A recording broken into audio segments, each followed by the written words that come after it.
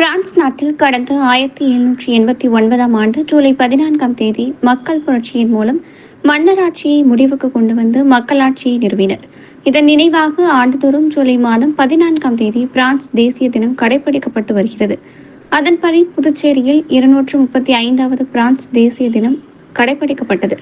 இதனையொட்டி கடற்கரை சாலையில் உள்ள போர்வீரர் நினைவு தூணில் புதுச்சேரிக்கான பிரான்ஸ் நாட்டு துணை தூதர் திருமதி லிசே டெல்போர்ட் பர்ரே அவர்களும் புதுச்சேரி அரசு சார்பில் மாவட்ட ஆட்சியர் குலோத்துங்கன் அவர்களும் மலர் வளையம் வைத்து மரியாதை செலுத்தினர்.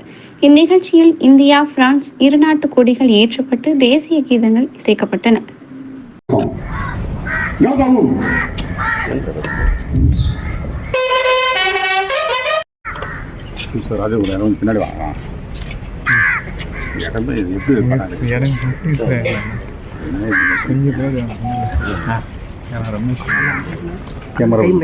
கொஞ்சம் பின்னாடி வந்துடுவோம்.